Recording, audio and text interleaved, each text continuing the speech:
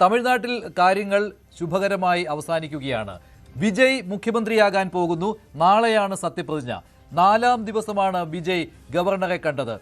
6, 7, 8, 9 4 ദിവസങ്ങളിൽ വിജയ് ഗവർണറെ കണ്ടു. ഇന്ന് ഗവർണറെ കണ്ടതോടുകൂടി വിജയ് തന്റെ ഭൂരിപക്ഷം ഉറപ്പിച്ച കത്തും നൽകി. 120 അംഗങ്ങളുടെ പിന്തുണയാണ് വിജയ് നേടിയത്. TVKക്ക് 120 അംഗങ്ങളുടെ പിന്തുണയാണ് ഉള്ളത്. TVKയുടെ 107 അംഗങ്ങൾക്ക് പുറമെ നേരത്തെ കോൺഗ്രസ് പിന്തുണ നൽകിയിരുന്നു. 5 അംഗങ്ങളുടെ പിന്തുണ, അങ്ങനെ 112 എത്തിയതാണ്.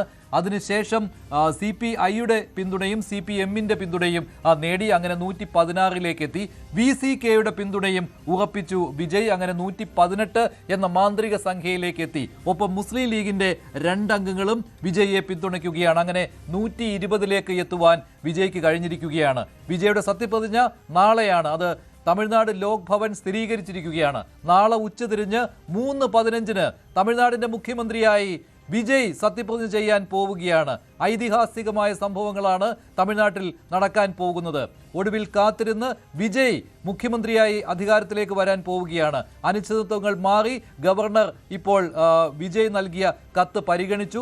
3 തവണ കണ്ടപ്പോൾ ഗവർണർ പിന്തുണ ഉറപ്പാക്കുന്ന കത്ത് നൽകണം എന്ന് ആവശ്യപ്പെടുകയായിരുന്നു. ഇതും വിമർശനത്തിന് കാരണമായിരുന്നു. മുഖ്യമന്ത്രിയായി സത്യപ്രതിജ്ഞ ചെയ്തതിനു ശേഷം നിയമസഭയിൽ ഭൂരിപക്ഷം തെളിയിക്കാൻ വിജയെ അനുവദിക്കണം എന്നുള്ള ആവശ്യം ശക്തമായിരുന്നു. പക്ഷേ അതിനിടയിലും ഗവർണർ ഇതിന് വഴങ്ങിയിരുന്നില്ല. കഴിഞ്ഞ 3 തവണ കണ്ടപ്പോഴും ഗവർണർ ഇതേ ആവശ്യം ഉന്നയിക്കുകയായിരുന്നു.